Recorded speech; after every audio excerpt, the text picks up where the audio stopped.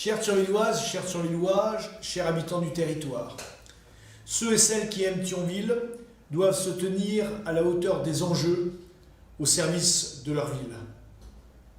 Mon objectif a toujours été de vous apporter une protection bienveillante durant cette période si compliquée, si difficile, mais si singulière. En fait, seul le résultat compte. Comme l'a exprimé le Premier ministre Édouard Philippe, le confinement a porté ses résultats en termes de capacité hospitalière. En fait, toutes celles et tous ceux qui ont eu besoin de soins de réanimation ont pu bénéficier de cela. Je déplore bien sûr les 23 000 décès à ce jour connus, et je m'associe à la peine de celles et de ceux qui ont perdu un des leurs. Mais nous ne sommes pas au bout de l'effort. Comme l'a précisé une nouvelle fois le Premier ministre, le Conseil scientifique prévoit, au moment du déconfinement, au moment du 11 mai, entre 1500 et 3000 nouveaux cas par jour, ce qui, ramené à notre territoire, est d'une quinzaine de personnes contaminées nouvellement par jour. La sortie de ce confinement, datée du 11 mai, dépendra de ce seuil. Par conséquent, ce déconfinement devra bien sûr être progressif, nous l'avons tous compris, en fonction des régions. Cette différenciation, puisque par exemple en Lozère, 0 cas de coronavirus a été détecté, alors que nous sommes nous-mêmes une région très impactée, comme l'Île-de-France, comme les Hauts-de-France. Il va falloir apprendre à vivre avec ce virus.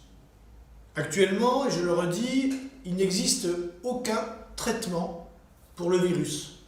Un virus, soit il s'éteint grâce au vaccin, et c'est bien sûr lié aussi à la politique vaccinale et à la couverture vaccinale, plus de 70% de la population, ou bien on l'évite. Et c'est ce qui a été fait ce dernier mois, c'est ce qu'on appelle le confinement. Mais le confinement a ses limites, et vous le savez.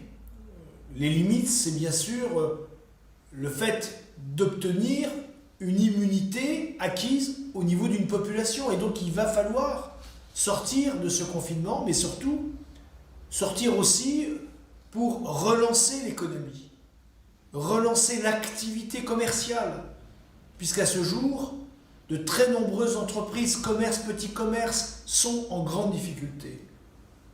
Il faudra bien sûr les aider. Dans les réalisations, nous avions mis en place un centre Covid.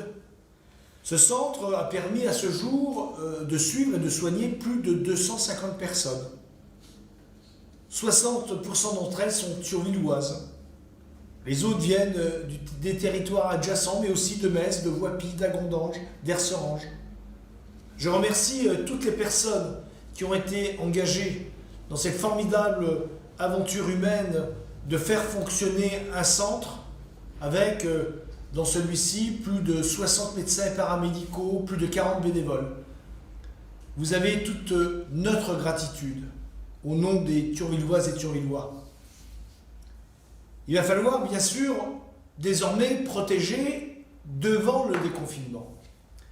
Et si, en période de confinement, toute mon énergie était déployée pour fournir aux professionnels de santé, libéraux et hospitaliers, mais aussi à tous les agents qui ont travaillé à la ville et à l'agglomération en contact avec le public, des masques de protection et des gants, et des surchauses et des surblouses.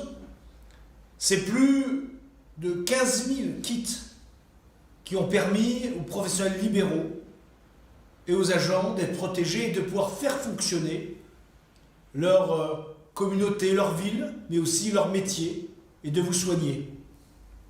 Nous rentrons désormais dans une étape différente. Nous allons déconfiner. Et maintenant, toute mon énergie est bien sûr orientée sur la dotation de masques à la population thionvilloise. C'est dans ce cadre que plus de 130 000 masques seront distribués entre le 4 et le 20 mai. Cette distribution se fera progressivement et en fonction de l'âge. Elle devrait être équitable entre tous, afin d'équiper toutes et tous et tous les foyers thionvillois. Parallèlement, les pharmacies commencent à fournir des masques en tissu, ce qu'on appelle les masques grand public. Et donc, toutes ces mesures permettront de vous accompagner efficacement dans ce déconfinement.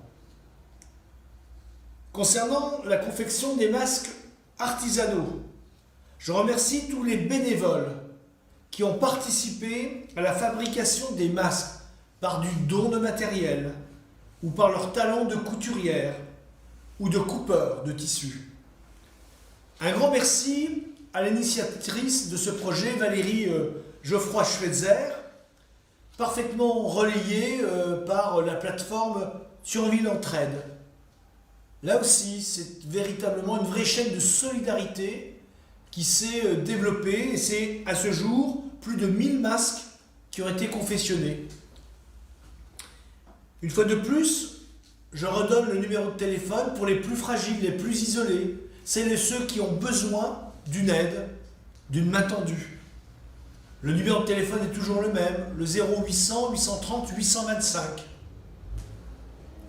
Pour la distribution des masques sur la ville de Thionville, 2 mécanismes seront mis en place.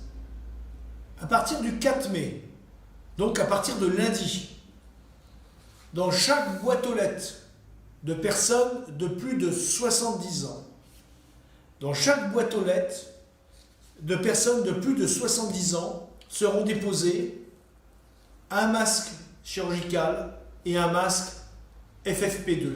Pourquoi ce masque FFP2 ?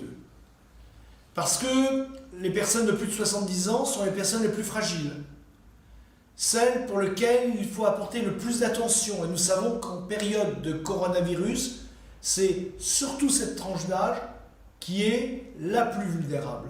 Et donc j'ai décidé de fournir des masques FFP2 à partir du moment, bien sûr, où l'ensemble des professionnels de santé pouvaient en disposer. Donc ils auront un masque FFP2 et un masque chirurgical. Ils pourront par la suite appeler la mairie pour qu'on puisse leur fournir un masque tissu qui lui sera distribué au reste de la population à partir du 8 mai, le 8 mai, le 9 mai, puis vraisemblablement le 11 mai, et un centre sera un centre permanent à partir du 12 mai à la salle Jean Burger. Et donc 10 points de collecte seront mis en place, soit le 8, le 9, le 10 en même temps, soit de façon successive. Toutes les modalités vous seront bien sûr apportées au cours de la semaine prochaine. Ces centres sont le foyer de Tranche, le foyer Saint-Luc, la salle de Garches, la salle Nicolas Schmitt, le centre Saint-Michel, la salle du Buchel Vemrange, le gymnase municipal Jean Burger, le gymnase La Millière, la salle du Val-Marie, la maison des quartiers, le gymnase des Basses-Terres et la salle du Pont des Loges. Chaque kit sera remis sur justificatif de domicile et d'un justificatif de composition du foyer. Concernant les écoles, dont la réouverture est prévue le 11 mai, sous réserve d'une décision gouvernementale le 7 mai. École primaire, école maternelle. De nombreuses questions se posent. La plus simple, puisque ce sont des classes de 15 élèves, si par hasard plus de 20, 25, 30 élèves sont mis dans ces classes, que faisons-nous des 15 autres élèves? Classe dédoublée, mais dans ces conditions, si les parents travaillent, et la reprise de l'activité professionnelle est bien sûr souhaitable, qui s'occupe des enfants qui ne sont pas en classe? Et donc, On est dans une vraie réflexion, et c'est pour ça qu'avant de prendre une décision, et en sachant que cette décision ne sera prise qu'après le 7, c'est-à-dire 3 jours pour familièrement se retourner.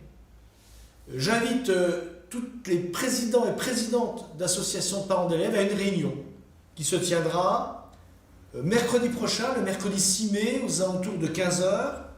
Les modalités vous seront précisées par la suite.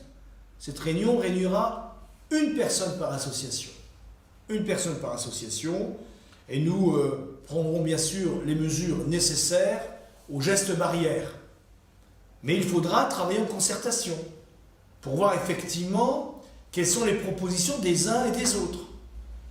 De la même façon, je proposerai, avec bien sûr l'accord de l'inspectrice d'académie, une réunion avec les directeurs et directrices d'école pour savoir quelle est leur vision, quelle façon ils ont de me proposer cette réouverture.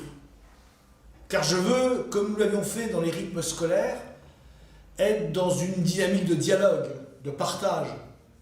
Ce n'est pas le maire qui décide pour les autres, c'est ensemble que nous prenons des décisions qui engagent notre cité.